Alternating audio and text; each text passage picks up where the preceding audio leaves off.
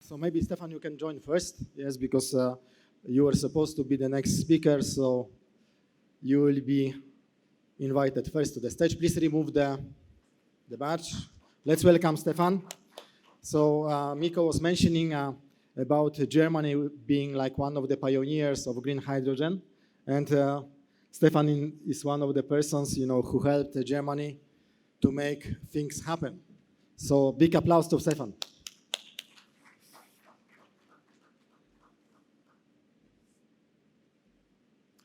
But now I would like to, Eicke, also remove the badge, please.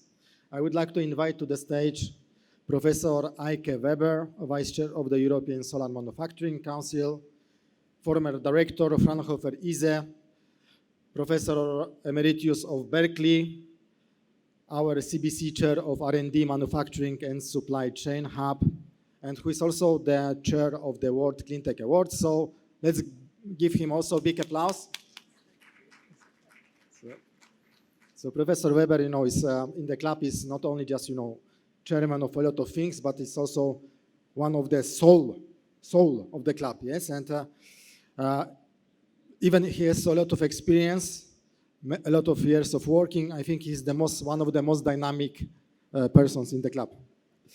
So I would like to welcome also Winnet. Yes, so Winnet will replace Amit. Today we had an amazing discussion focused on India, so it will be amazing also, Winnet, to listen to you and to learn and to bring, the feedback from the first panel discussion, because we don't want only to speak about the global perspective, but about global perspective, including India as one of the major players. And then I would like to invite Tobias Winter. Tobias, let's give him also the applause. I will show you why.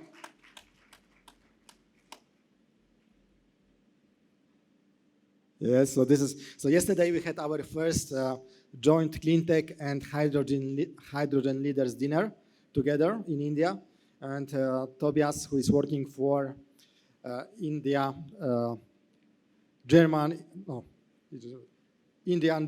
Energy Forum, he was yesterday the main supporting partner of the dinner. So thank you so much, Tobias. And last but not least, I would like to welcome Sudhir Pathak, who is one of the leaders, the main person in charge of green hydrogen at Head of Future Energies. So give him also, he's from India, so you should support your local guys. And Daniel Tielkin. Daniel is working for the American company, but he's from Europe. And he's co-chair of our energy storage hub in the club. He has vast experience in solar energy, and recently he's been working on the hydrogen project here in India, so it will be very interesting to listen to him. And Mansoor is, I think he will join us because I told him to come at 4. I didn't expect that we finish earlier. Coming from Japan, our chair for Africa, so we'll listen to Mansoor. So maybe, guys, I would suggest that you sit closer, like in the middle. So let's approach our chairman, even closer. So maybe, Winnet, you can sit close to Professor Weber.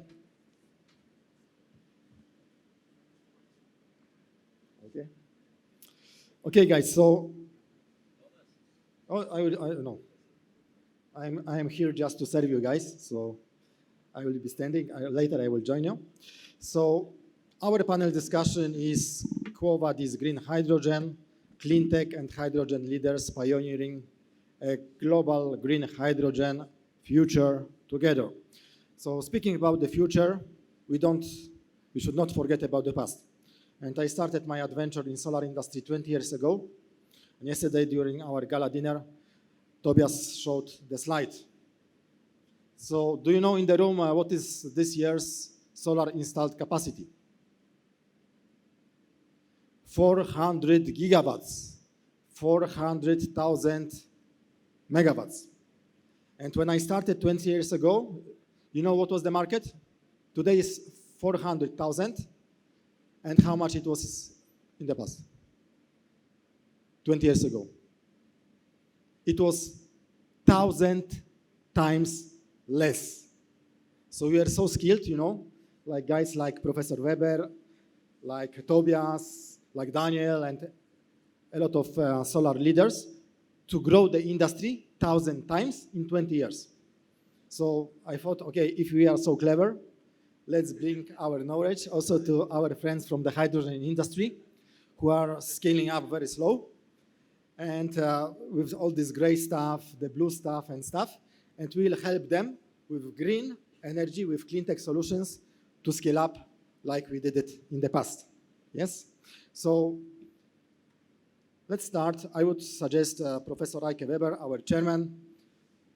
He's, you know, like a legend, yes, in solar industry.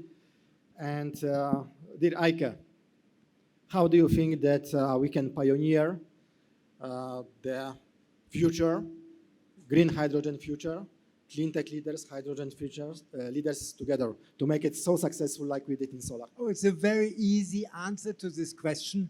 The key is fastest possible increase of renewable energy, because in all the hype about green hydrogen, to which we all agree who are here in the session, we forget that we need first the renewable electricity to create the green hydrogen. I'm always amazed how much we talk about green hydrogen and not talk about how to quickly increase the production of green electricity. Because we should not forget, if we build up PV at this fantastic speed that Thomas was talking about, a lot of this is needed to go for the electricity needs of the different countries and continents around the world. So in order to really build up the green hydrogen industry, which we all expect will come within this decade, it has to mean even more rapid build-up of renewable energies, hydro, solar, wind, wherever we can have green electricity present. So I think really we should always, when we talk about green hydrogen and really the expected expansion of green, or actually start of the green hydrogen production and later then expansion, we should always simultaneously think about the most rapid increase of renewable electricity production. And this is something some people have not yet in mind. So really, in our CleanTech Business Club, we bring this together in the best possible way, because actually, originally we were called the Solar Business Club. We come out of the solar corner, and I think it is very natural that we keep this picture together. But I know many discussions about green hydrogen completely neglecting the question, how do we get the needed amounts of enormous amounts of green electrons to create then the green molecules. So I would really think here, and we are the right community to really make sure that both is being created, the green hydrogen market, but as well the most fastest possible ramp up of green renewable energy. Yes, and many of you knows that our symbol of the club is thumbs up. Yes, we started with thumbs up for solar. Afterwards, we changed thumbs up for CleanTech. Now we need to change, you know, thumbs up for CleanTech and also for green hydrogen, because, you know, like you can see on the screen, hydrogen and CleanTech equals the best friends forever. So before giving the floor to the next speaker, let me invite our friend from Japan, Mansur Diagne. He looks really Japanese, as you can see. Actually, he's living in Japan for 30 years, but he's coming from Senegal. But apparently, his Japanese is better than many local people, yes? So Mansur is our chair for Africa. He's working for Univergy, one of the biggest developers in solar, and also now looking at green hydrogen projects in Africa. So I would like to maybe now ask Winnet. Yes, Winnet, you were today moderating the discussion about how we build the green hydrogen future in India. Yes, and I would like to ask you, from the perspective of our discussion in the morning, and also from what you heard from Mikko, yes, from his presentation. How do you think that we can build this future together between the CleanTech leaders, hydrogen leaders, but also between Indian leaders, international leaders, taking into account that despite of all the geopolitics, in order to really boost hydrogen, we cannot build just local markets, we need to create the whole global system. Sure. So as Professor Weber just mentioned, the most important aspect here is the renewable energy, because we are not going to have the hydrogen green without having clean energy through the renewable energy. So first of all, I think renewable energy is the most important aspect.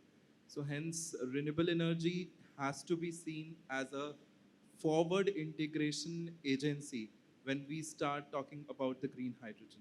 And that's what is being happening per se, at least in India, I know.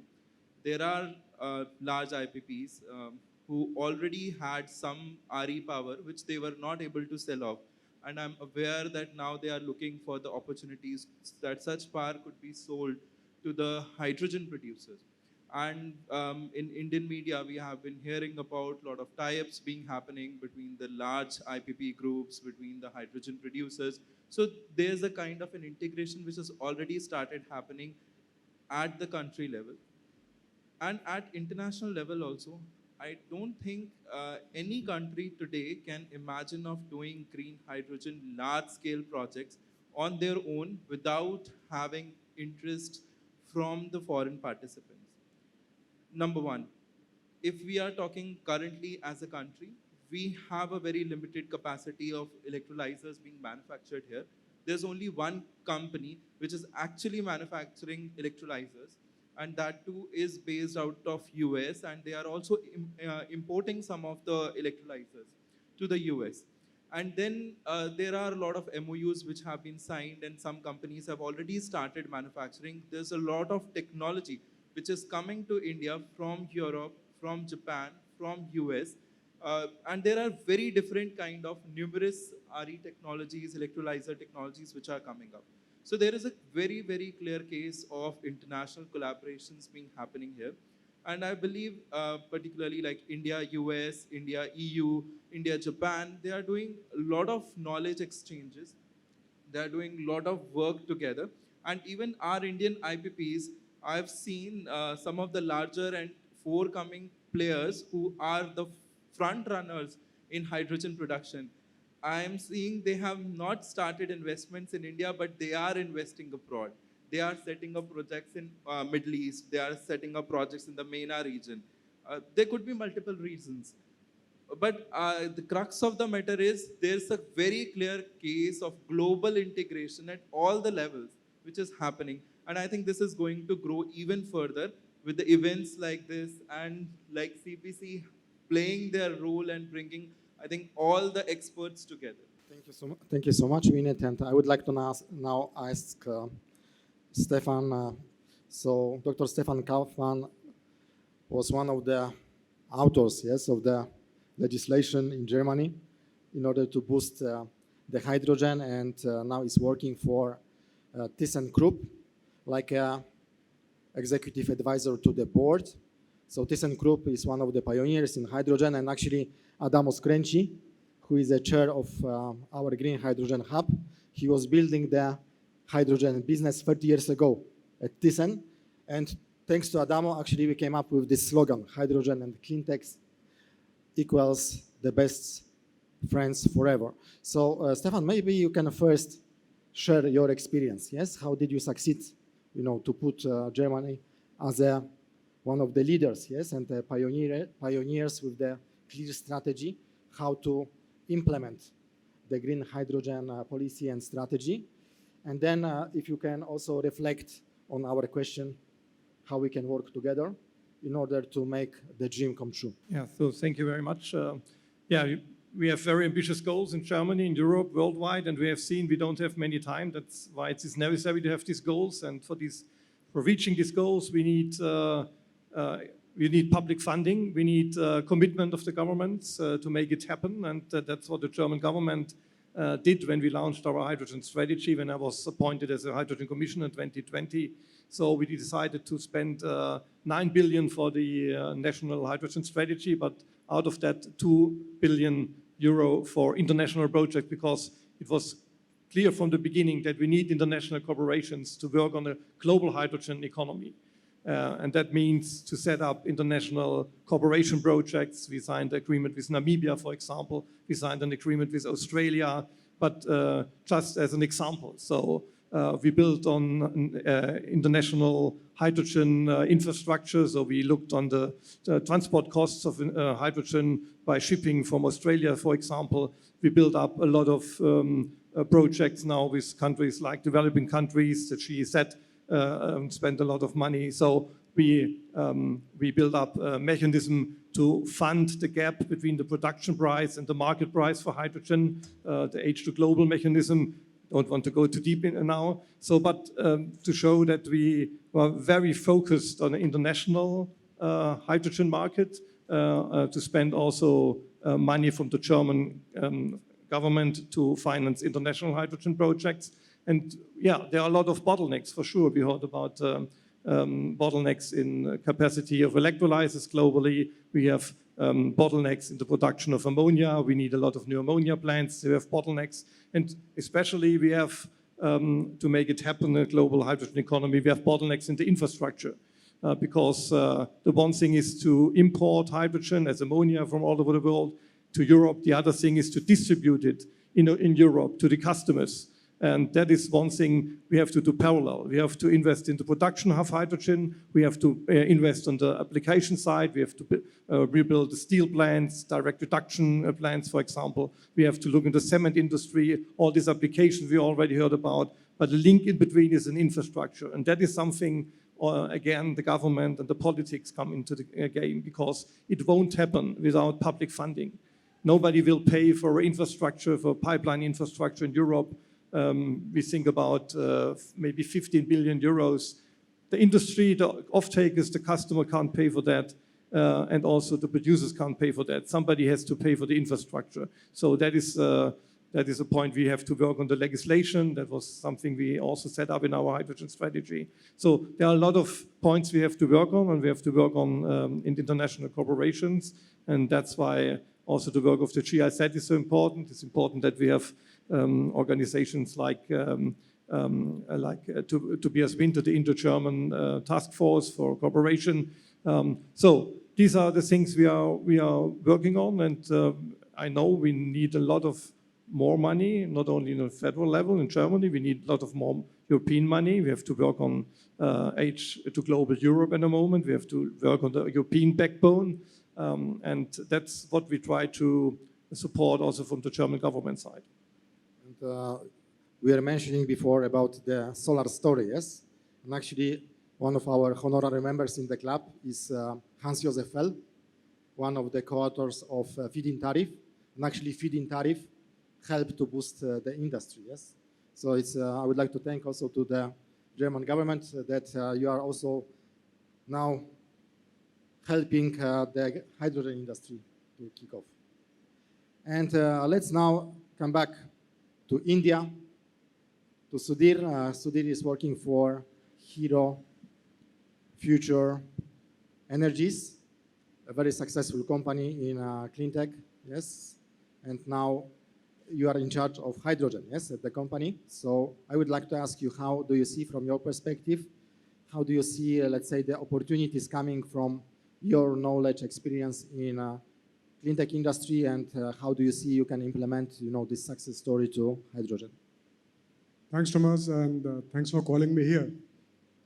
So I will start with your initial statement of 1,000 times scaling up of solar. So I have been into this sector, power sector, for almost 30 years, into design and almost so many things, and into the renewable sector for almost 12 years from now. So just giving one analogy, if you see the rocket, in the rocket you have two critical components, for energy. One is solar panel, right? And second is hydrogen, right? So you saw that when solar panel came to the earth and scaled up, it went 1,000 times, right? In last 20 years. So with the same optimism, I believe that when hydrogen comes to the ground and scales up, it will become economical. And maybe in maybe a few decades or in a few years, you will achieve that 111 magic numbers. That is one thing. Second thing, let me tell about the perspective. So typically what we hear in every forum that RE being the major component, people talk about RE part, right? That we need innovation, we need cost cutting, some optimization in RE. I believe that RE has reached to a kind of saturation. In my opinion, RE is something like a commodity now, right? Barring like if you get some new kind of technology like HJT in or tandem solar cells, then you can get more efficiency and maybe some at premium. But what I believe that the bottleneck of the complete value chain, which I keep on speaking in every forum, is the technology of electrolyzer, right? Because we always speak about PEM and alkaline, which in my belief, that is the critical link, but the weakest link. Its efficiency is only 65% or 70%, right? So it means you are, in a way, a simple maths that if 70% is the capex of RE, okay, so that means 30% of that you are losing because of the inefficiency of the electrolyzer, right?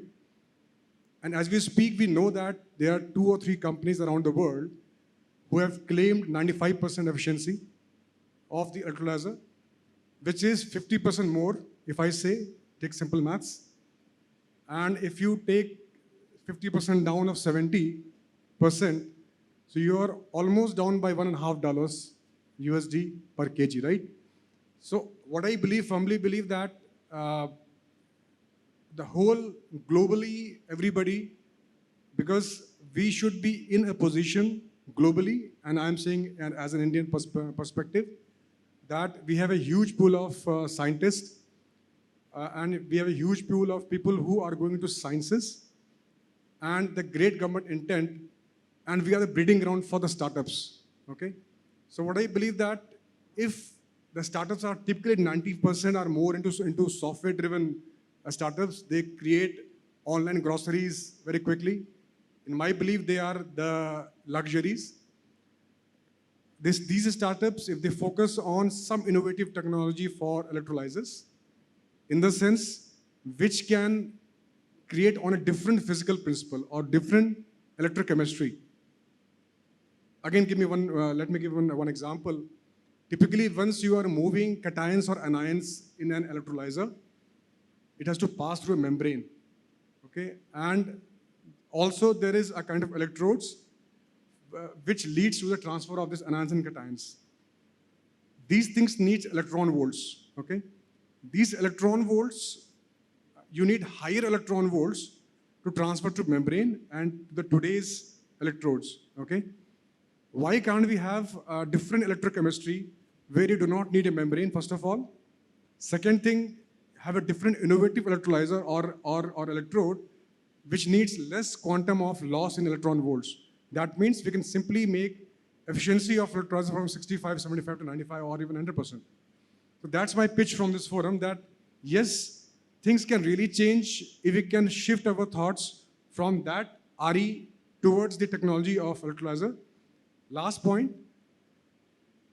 people also talk about the cost of the electrolyzer, right? But the problem with the cost is, in the complete LCOH band, the cost of electrolyzer is only 10%, right? Even if it's double, so cost can only become 15%. Even if you reduce it by changing new innovative electrodes, it can become 8%. It will not move the needle must. In my opinion, all of us should focus on inventing a new technology out of it, and then that will scale up. So that's my take, that as a hero future, number one, as Indian, number two, as this global climate change perspective or leader, I believe that that is the right path where one should focus on. That's my take about this. Thanks. But do you can I ask you, additional question because we had also this kind of discussions at the beginning of the solar history when we had different technologies. At the end of the day, there was like the basic, simple crystalline technology which helped to scale up the industry. And then only after, the other technologies came. Do you think the same will be with hydrogen industry, green hydrogen? Yes. If I understand you correctly, that yeah, if you can repeat the questions, I was slightly. I was mentioning that in solar industry we had different new technologies. Yes. So there were discussions that there is thin film which will be driving. There was like a solar pipes, etc. But at the end of the day, it was the most basic standard crystalline technology that helped at the beginning to scale up the industry. And only now, afterwards, there was upgrade technologies, and now there are new technologies which are coming. Do you think it will be the same with hydrogen?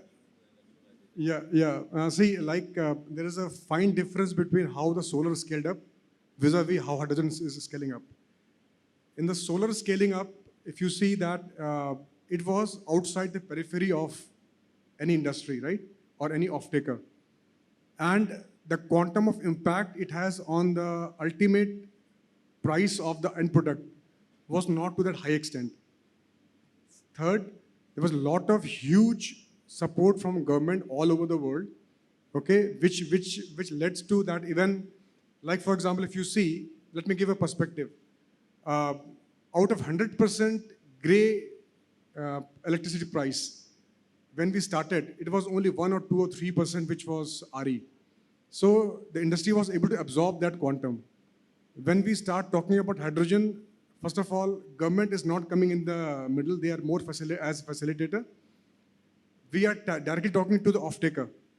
An off-taker is another private customer who is fundamentally, he wants to make himself green, but fundamentally he has to be a profitable entity, right? That's why there is huge resistance from off-taking if there is a huge premium he has to pay. That's why there's a fine difference in RE, solar or wind. Government became an interface. They created a lot of, you can say, as in other countries we say CFD. They created CFD, but this kind of CFD mechanism, at least in India, it is not there as of now. So that's why what I believe that rather than scaling up and making a kind of asset which does not suffice, okay, that may become standard in future. It is better have a small scaling up and then have a huge $1 billion push into this kind of innovative technologies. Let me give one more example. When the whole world was going through COVID, there was a human race, you can say survival issue, right? In 1 year, we invented vaccine. All the vaccines are invented in 6 years, 7 years, right? So that means it is possible. So in the same way, we have a threat to get extincted from this earth. So similar kind of urgency should be there from all the leaders across the border who can together fund such kind of projects, help scaling up, rather than whoever innovators there is trying to find out the funders. Okay, that's my pitch. Yeah. Okay, thank you so much. And I would like to ask Tobias. Yes? Tobias Winter. On the same question. I like the slides of the previous speaker. He had shown actually the slide from IEA report with all the different technologies. So those of you who know the annual report of IEA on the status of green hydrogen technologies, there you have the technology readiness levels, correct? And your question was, will we have some technology coming up where all of a sudden hydrogen will cost maybe, bam, 20% less or what, no? So you're the experts, right? But let's say the biggest bet right now is AEM and SOEC, no, coming up after alkaline and PEM. To which extent it will come up, there's engineers here on the panel. I'm not an engineer, but certainly this is very interesting to see every year the slide from IEA is being updated and then see, did it jump one technology readiness level up? Did they lift it one level up? If they lifted one level up, maybe it is closer to the market. So I don't know, just Nusera, how you're seeing this. No, we need all technologies. We need all companies. We need a fast ramp up. But for the moment, you see all the projects announced, and we have to start to reach our goals. So we can't wait for the moment for the best technology, which we may have in 10 years. So we have to do research, a lot of research, but we have to start also with some major technologies like we have with alkaline. So there's no other chance, but for sure, we need to do research on all these other technologies and look for the most competitive and most scalable technology. Yeah, so I absolutely agree. Like the most fascinating on green hydrogen production in India, let me just ask you, no? How much electrolyzer capacity is there in India right now in green hydrogen? What do you think? So I think you're always saying, okay, the Acme project, 2 megawatt, then some other projects. So how many megawatts in total in India right now, green hydrogen? Electrolyzer capacity? Any idea? See, like we are talking about those projects, 1 megawatt, 2 megawatt, they're important and they're coming. But there was a time in India in 1962, a company which was then bought by Thyssenkrupp, in 1962 installed 60 stacks, electrolyzer stacks. I think each 3 megawatt, each 3 megawatt, 180 megawatt total electrolyzer capacity in your country, Nangal fertilizer plant, powered by Bakra Dam, green power. 180 megawatt of green electrolyzer capacity had been already there in India in 1962. Congratulations. So yes, confirming your theory, that was alkaline technology.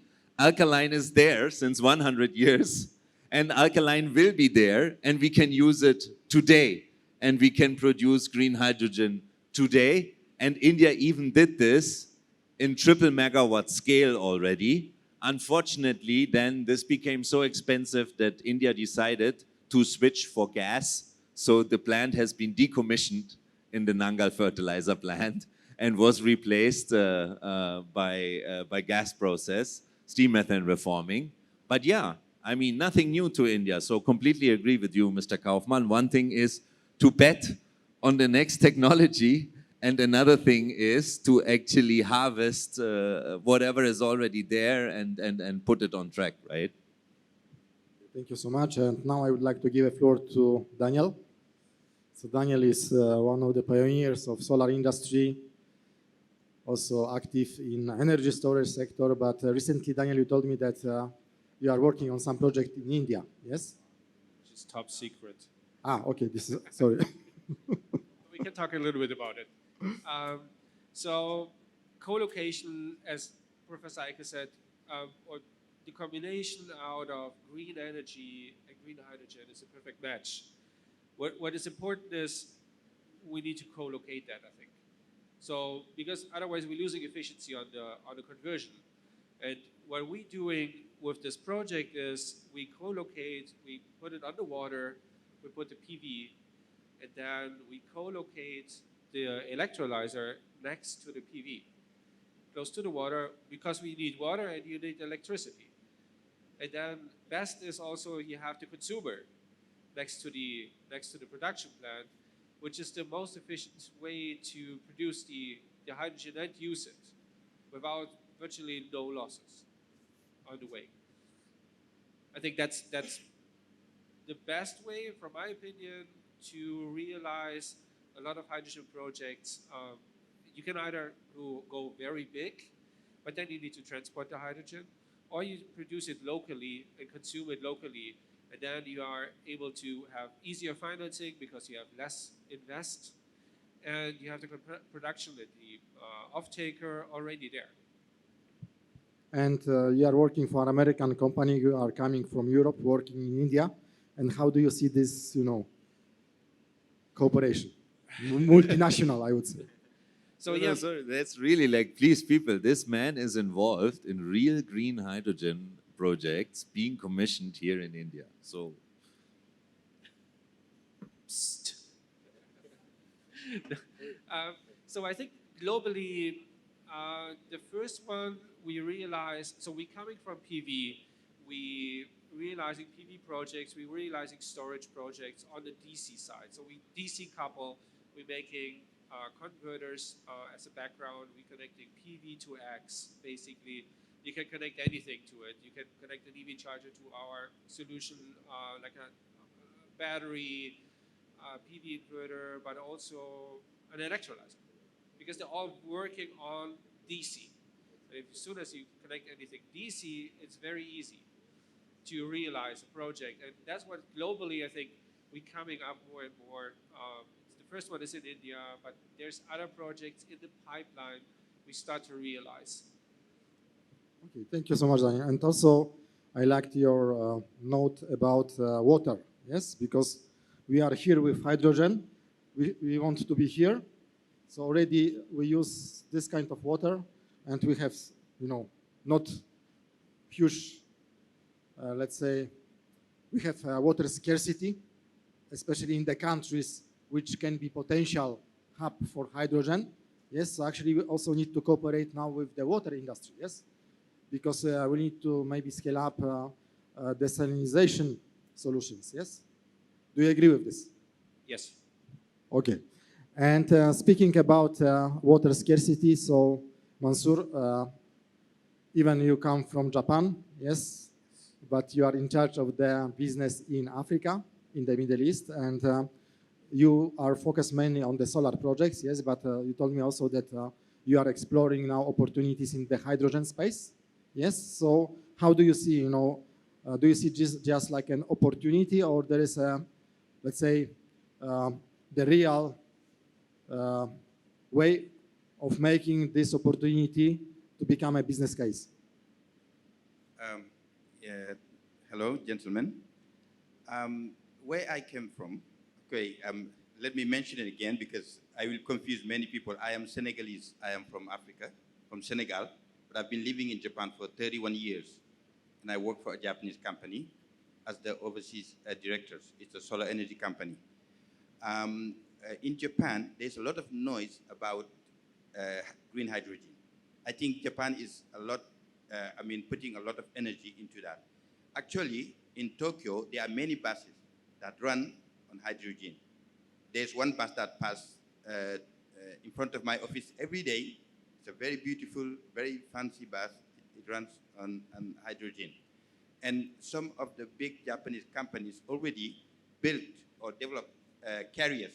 I think you're aware of that. Ships that can carry the green hydrogen, special ships. And then in our company, University, there is a division that's dedicated to just look for other Japanese partners to develop green hydrogen. I don't know much about green hydrogen, to be honest with you, but I see that there's a lot of energy put into green hydrogen where I came from Japan. But unfortunately, I have to take my hat off for the Germans. You guys, you are amazing. I mean, you are leading and you are in action. Look at here. Everybody else is German. Almost. Yes. I mean, yeah.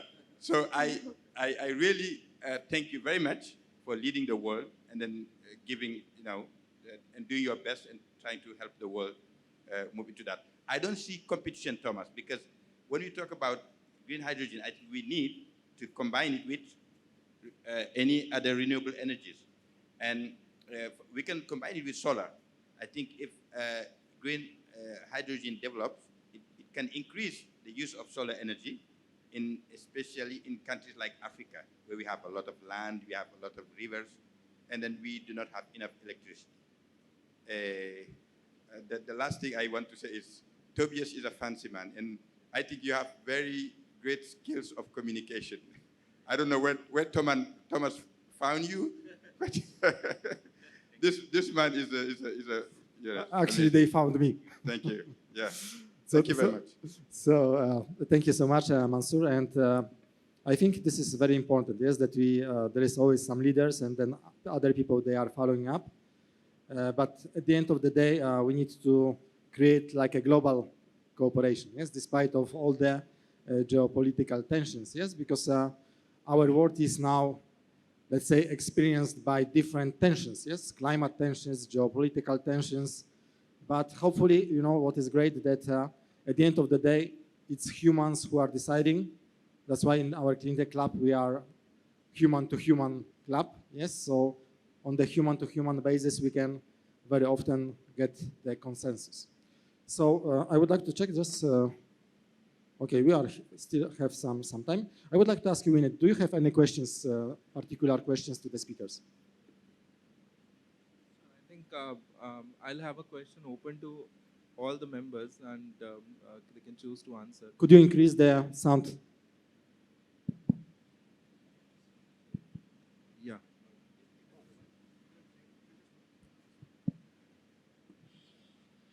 This is it. Yeah. So my question to particularly international folks who are here in India in the REI, I would be very happy to know that what is your viewpoint and your point of collaboration you see from India or with India, because there's a lot happening in India, there's a lot of noise in India, and a very positive environment around green hydrogen, which is currently prevailing. And there are a lot of Indian companies who are having a very positive perspective, and they are working, I think, extremely honestly to set up green hydrogen projects. There are, recently we have a performance-linked incentive scheme, and I sometimes get amazed when I get queries from startups, very small startups, manufacturing setups, people who do not have any experience in the energy sector, but they want to participate in the scheme. So that is the kind of interest which I'll give credit to the government agencies here. They have been able to manage. But how do you see as global players, or the kind of collaboration which this thematic is all about, with your focus in India, the kind of investments in India, and what is that journey going to be? Is it's going to be like 5 years down the line, 10 years down the line, or maybe 15 years? Because sooner or later we have to do this energy transformation, which is already happening. So I think with Professor, we can start and have an answer on this. So maybe before Professor Weber, I will answer also because I'm also global. Even yesterday, I looked more Indian than all the Indian participants with my Indian clothes, but I'm coming from abroad, and actually I was supposed to be in Abu Dhabi, but I choose India, yes, because this is our commitment from CleanTech Business Club to India. We believe that India is one of the drivers of the global transformation. So we need to be here, we need to support you. We bring all the people together. From our side, I think what is very important, we bring people on the human-to-human basis, yes? Yeah, and I think the combination of technologies, the combination of manpower, the combination of implementation in the real field is a perfect match between Europe and India. You know, in both directions, we have a lot to offer, and I think our REI conferences, and this is not the first one where the CleanTech Business Club is active, these are really good places to really push this forward. I think this decade, this is a key decade. We need to achieve till 2030 a lot in the establishment of renewable energy, in the establishment of green hydrogen, in the complete change of the economy. Just take the steel industry, the conversion to use green hydrogen instead of carbon is an enormous task. The cement industry has to convert. So these are really big challenges, and I think really the combination between the skills in India and the skills in Europe and the joint mindset and the joint recognition that this is really the most important task of our generation. I think really we are here on a good path together. It's always a pleasure to come here and to really strengthen the ties between these two parts of the world. Because together we are stronger. In my observation, Premier Minister Modi used the G20 presidency very strong to put green hydrogen on the agenda. And ammonia for India, but also to show the world that India is willing to contribute to green hydrogen economy. And there are a lot of assets. We heard about the potential of renewables. We have a very strong workforce here, a lot of skilled people, very good universities, for example. You have a lot of ammonia ports here in India. Nearly all of the ports are ammonia ready for export of ammonia, which is most important for the next years. So you have a lot of potential. We didn't talk so much about that to produce e-fuels because we have a lot of CO2 sources for the moment. So there are a lot of assets you can put in the bowl as India. And you see it also the interest of Germany in this German Indo-Hydrogen Corporation. We have the agreement meeting between Modi and Scholz. It was also about hydrogen, and we have GIZ working here, a lot of good cooperation projects. And so I'm very optimistic that together, especially also India and Germany, but Europe and India, will work fast on this global hydrogen economy. And you have a lot, you can do a lot as manufacturing country. You have a lot of technology already. You have a lot of startups working on all those technologies. So I'm very optimistic that India will play a crucial role in this global hydrogen economy. One second, Professor. Yeah, I would like to add a very important factor which we did not yet discuss. And this is really the interaction on the political level. You might not realize in India that in Germany and in Europe, in these countries, we have very strong retarding forces of the old fossil energy industry. The old fossil energy industry in Germany does not dare to say climate change is not happening or humans don't emit CO2. No, no, no, no. They are all along with this, but they say, let's take it a little bit more slowly. Let's make sure that all the rules and regulations are in place. And this has the effect of slowing down things considerably.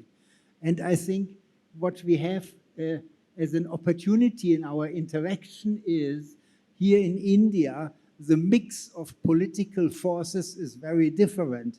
And if India goes forward with renewable energy, with green hydrogen, this as well can backfire in a positive sense in Germany and Europe, that suddenly Germany looks not so good if a country like India is more forceful.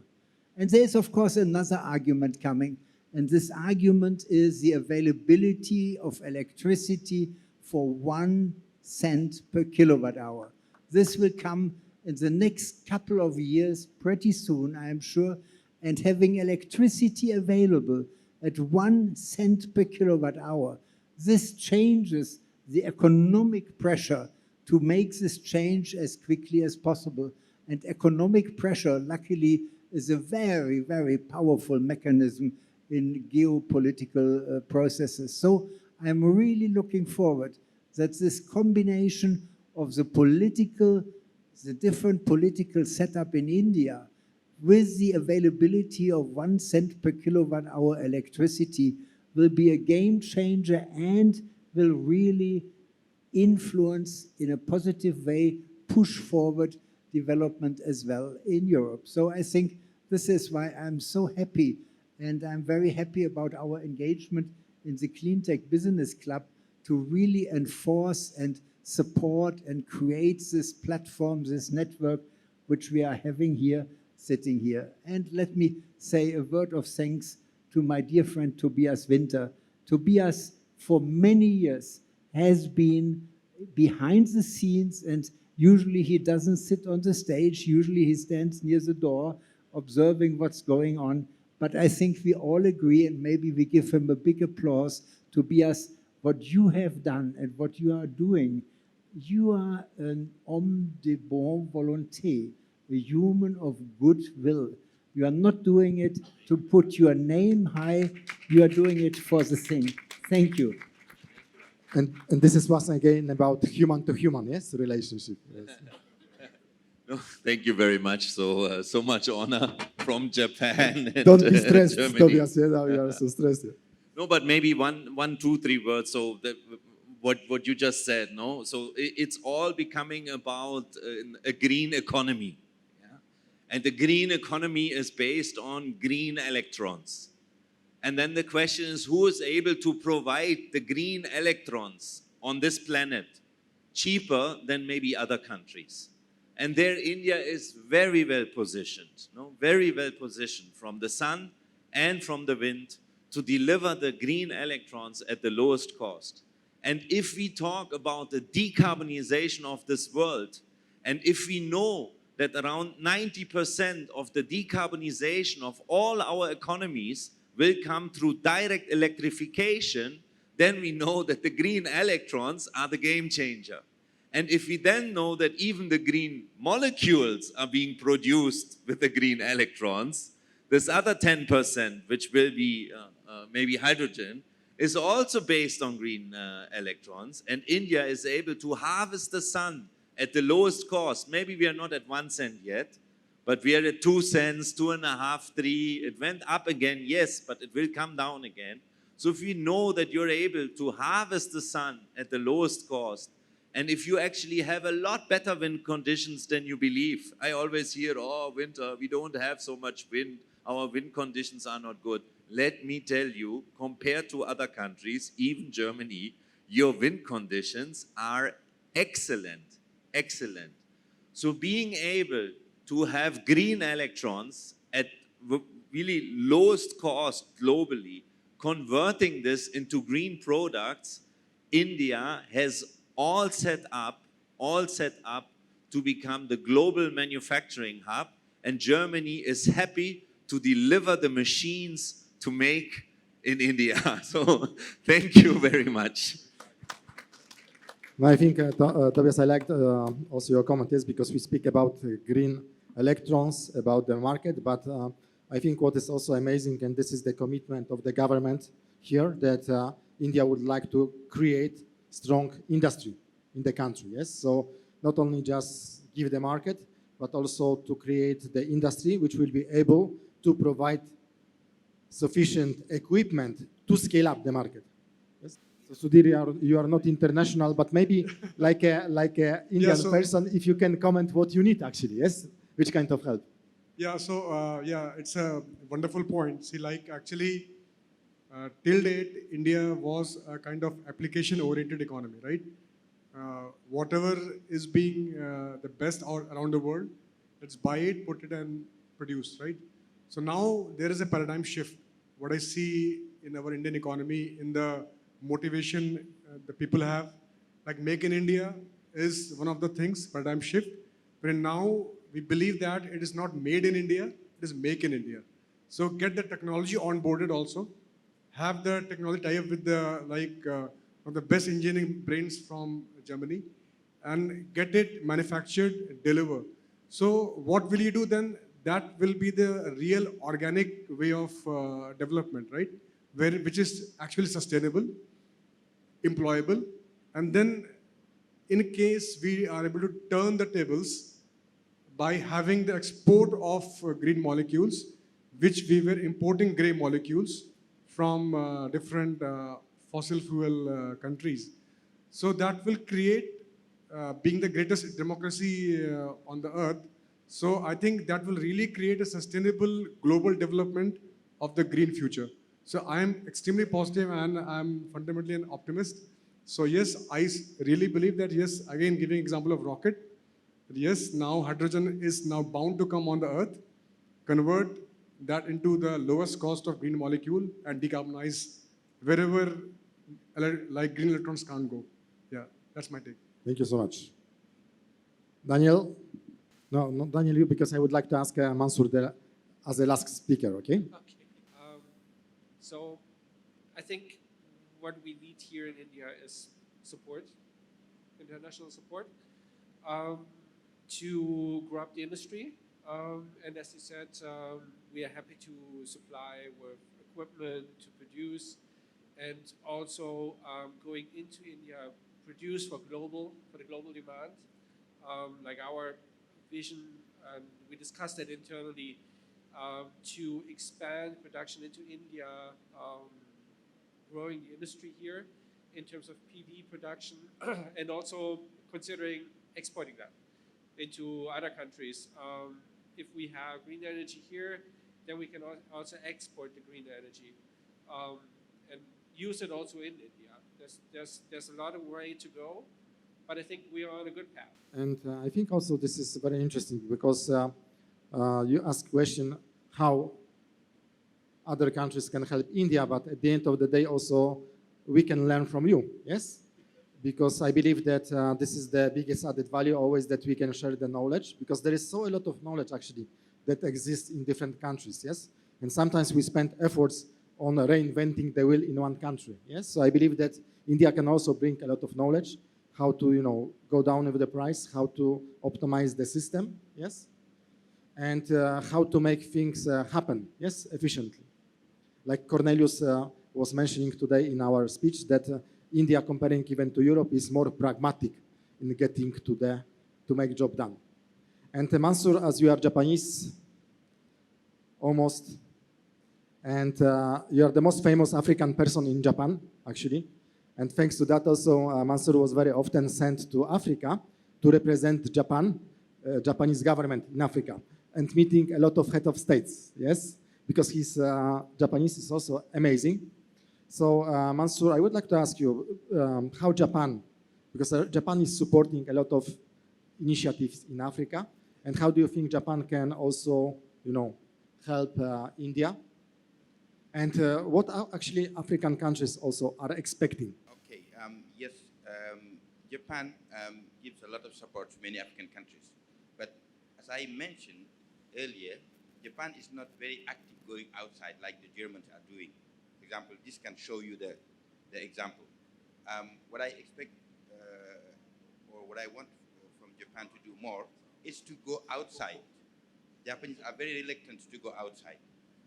I think this you can notice, all of you can notice that. Even if you go to solar exhibitions in the world, you see a few Japanese companies.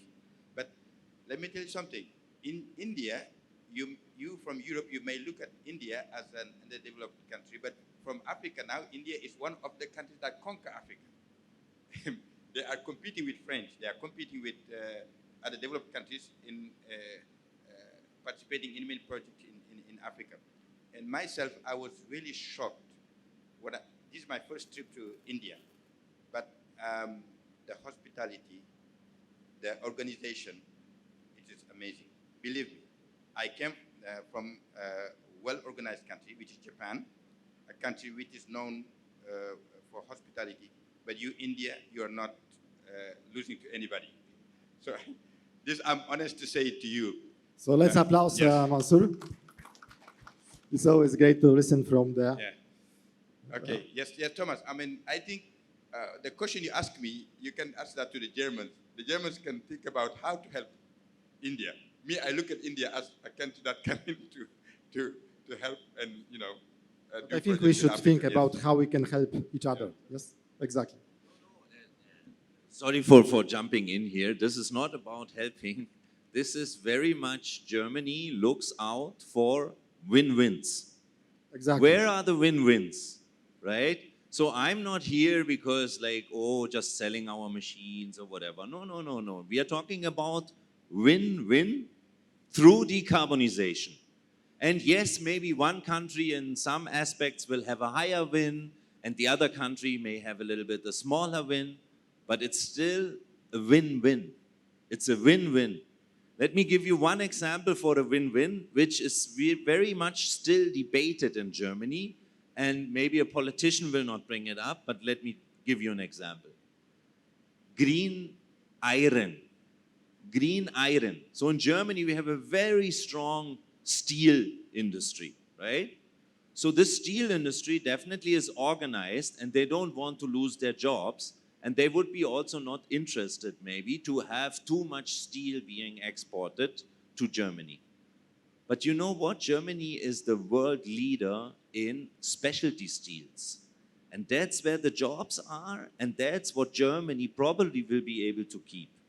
But what we are difficult to achieve is to produce the green iron, the base for the green steel production. In green iron, there is only around 5% of the jobs. But it's the green iron which needs the hydrogen.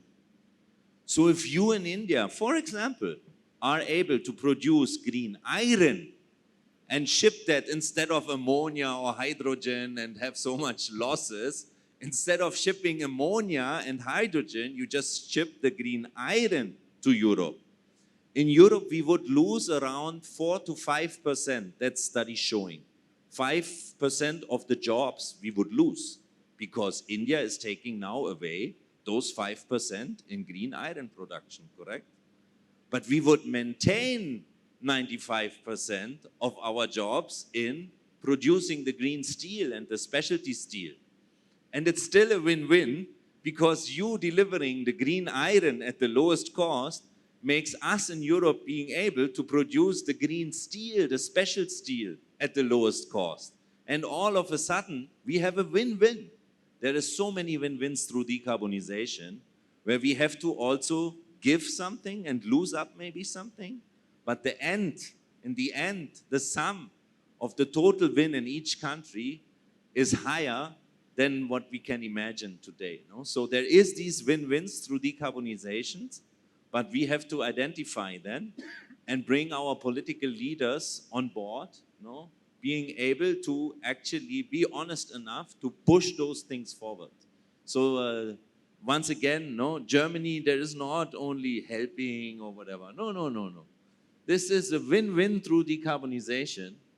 And India is an elephant in the room. You're the largest populated country in the world. You're already the third largest gray hydrogen producer. You're able to harvest the sun and the wind at the lowest cost globally. The future is yours, and you leading Africa and other nations, no, into the right direction and identifying those win-wins with Europe, like carbon border adjustment mechanism. Isn't that fantastic for India? Isn't that fantastic?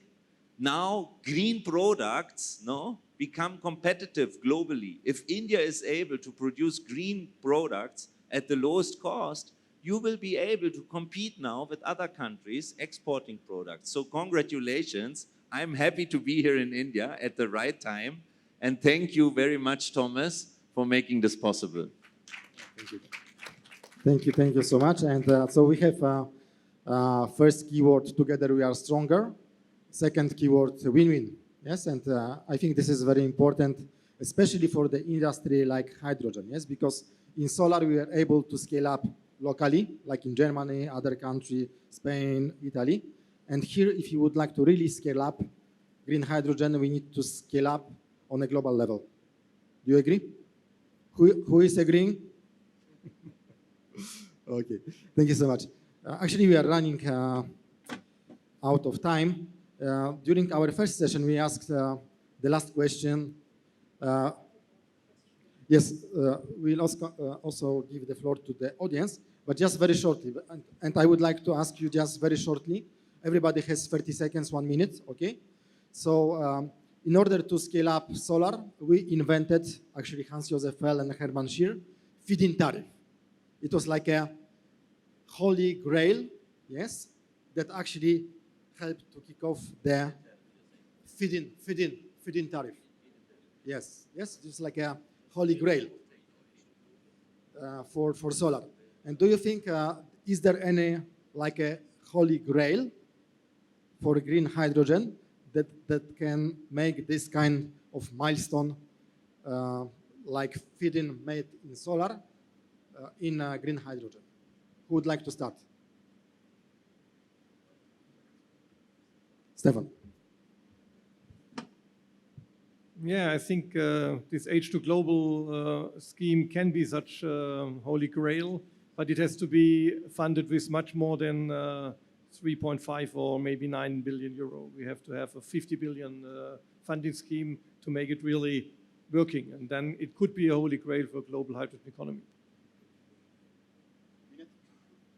I think I answered this question in the morning session. So for me, I think the holy grail is going to be the safety, storage, transportation, and the willingness to do. Willingness to accept green hydrogen, willingness to adopt green hydrogen. I think, as we just discussed, putting a price tag on CO2 emissions. That means making it more expensive to have non-green products than green products. I think this is the holy grail, and I think the carbon border adjustment mechanism goes a long way in this direction. CO2 emission pricing goes the right way. All these measures are still in line with a completely free market economy, taking only into account to internalize the external costs which are related to having dirty processes which are not green yet.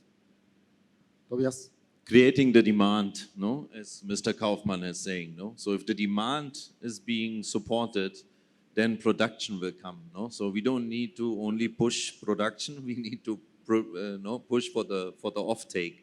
And there, I can tell you, the world was looking at India as one of the leaders globally, because you were discussing blending quotas, no? Like wherever in Europe and so on, it's like mandatory to blend the diesel with biofuel, with biodiesel, no? Or the petrol with the bioethanol. And you were one of the first countries in the world which said, let's have a blending quota for gray hydrogen to be blended with green. And like my email box got flooded when you decided that this has to come, no? Let's have a blending quota for green hydrogen. Unfortunately, it has not come yet, but talk to your government, talk to your politicians. This blending quota, if you really are able to implement a blending quota for green hydrogen, that creates demand, not only offtake agreements we are talking from Europe, but demand in India itself. I think that would be something where the whole world would again look at India. No, so local demand, create offtake. That would be my answer. So yeah, my take is yes. First of all, there is huge eagerness among the developers like us to provide green molecules. Second thing, there's a huge eagerness among the off-takers to take it. But the gap is that feed-in tariff. So I think you have struck the right chord, that the feed-in tariff in those times that help scaling up and optimizing. Here also we need some kind of feed-in tariff or feed-in whatever name you can give to it, which can create the bridge between the supplier and the off-taker. This is number one. Number two, from this, once you have a feed-in tariff, but in that feed-in tariff, you should create different segments. Because one is like supplying gray to green, one FID1. Second, supplying for kind of as which is comparable to your fuel oil. This is FID2. Third thing is if you are giving for mobility, FID3, different segments should be created, because it is not straightforward, just generate and push it. So my answer is yes, FID or kind of CFD, whatever terms you give, that is the solution which will catapult this particular economy into the green economy. Yeah, thanks. So I think from my side, I agree with you. We need to put the price tag on pollution. Because right now we're considering that as free. We just polluted, and in Europe we have CO2 certificates. With that, we're creating demand for green energy, and also we decarbonize the industry because we're creating demand, and we taking them into account what they do with the environment. So that is one thing, and the other thing is I think. We need also financing. We need to have easy financing for the production, for the creators, to make the production cheap and accessible. So easy, and of course legislation, politicians needs to be on board, that there is no hurdle, no breakpoints, that it's easy for the off-taker and for the producer and the developer to access the market and can deliver the projects. Last but not least, Mansoor. Yes, I followed the question this morning, but I think people here were very reluctant in saying that we can, use feed-in tariff for green hydrogen. I didn't understand that point, because I think if they can do it for solar, they can do it for green hydrogen. I don't know. I'm not technically very informed about that. But for example, if the government of each country subsidize, because if you are expending money to buy, what do you call it again? Carbon credit, or, yeah, why not then dedicate a part of the money to subsidize green hydrogen until it grows? I think that's my simple, does it make sense? I don't know, but tell us. Yes, I think it makes sense, because it made sense in Europe, yes, when we introduced feed-in tariff. Also, there was a lot of discussions, but we, as an industry, at that time I was working for EPIA, European Photovoltaic Industry Association, we made a commitment. You help us at the beginning, we step by step reduce the prices. At the end of the day, we become cheaper than other sources of electricity. Maybe this is the same kind of commitment we can commit as an industry, but not only like a hydrogen industry, but I think we should get together, CleanTech industry, hydrogen industry, water industry, to calculate the overall price, and then to make commitment. Okay, you support us, but for example, green hydrogen price will be cheaper than gray or blue, etc. Not in 10 years, but it will be, for example, in 3 years. Do you agree with this? Okay, thank you so much. And I would like to make some announcement. At the end, we'll make a family photo, so please don't leave yet the room. And you are so courageous, you stayed over time. In the audience, I would like to ask you if you have any questions. We can allow 2 questions to the speakers. No questions? So, can you give the microphone to gentlemen? I would like to thank you, all of you, for such a great, clear picture on the subject, and it is a well taken. Green hydrogen is going to be the future fuel for the mankind. Thank you very much. Thank you so much. So you see, like, actually there was no question, there was just thanks. So also, as we don't have any final words, I think we agreed, and I think it's quite a good idea. So basically we need to make like a global brainstorm on a similar, not similar, but like equivalent of the feed-in tariff system that we introduced in Europe.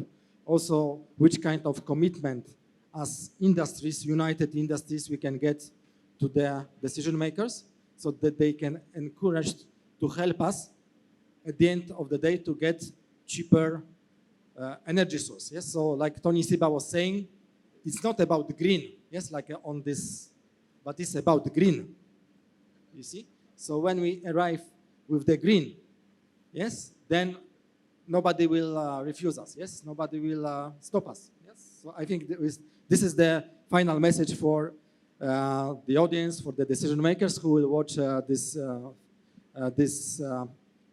session on demand. And with the keywords, together we are stronger, win-win. Yes? So we received thanks from the audience. Now we think we received the thanks from the organizers. So I would like to ask you guys to stand up. I would like to ask photographers also. So we are done for the day. And the memento for this, should I get it? So everyone, I hope our patient audience has enjoyed this panel, because we got so much to learn from this panel, so much of information, such a big bowl of knowledge. So now I request our helpers, please get us the moment of token we have with us. Can we have the token of appreciation, please? So that we can honor all our speakers for giving their esteemed time to us and having such fruitful conversation today.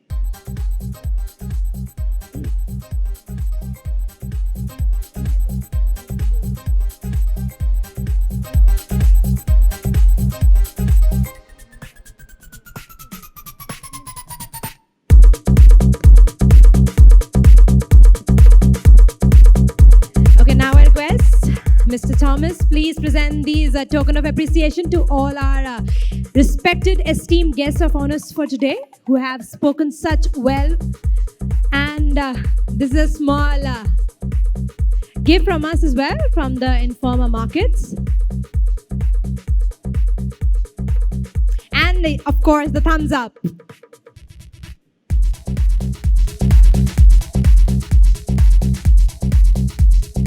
Thank you so much, sir, for giving your valuable, precious time to us. Thank you.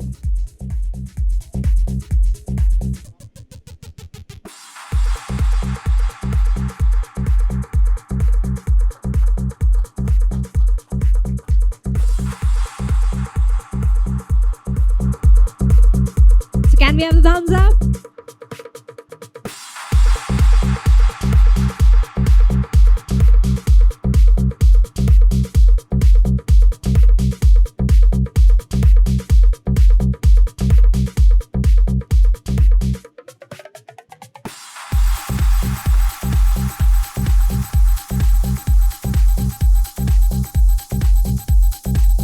Audience, can we have a huge round of applause? I know it was a long day, but we are towards the end, so let's celebrate.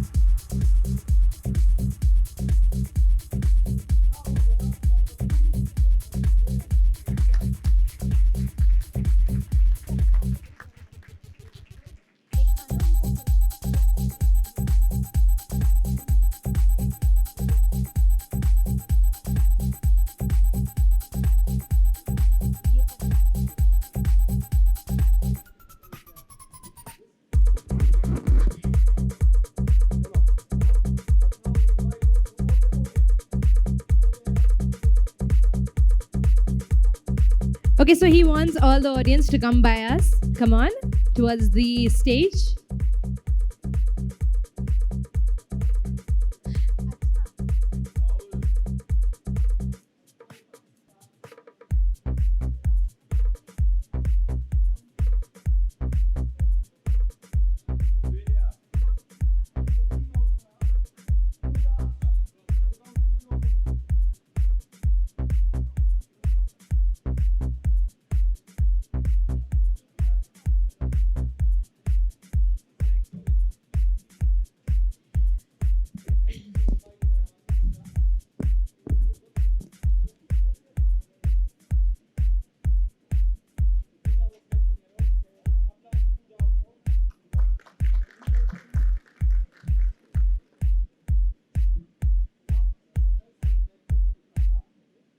Come on, everyone, let's give a thumbs up.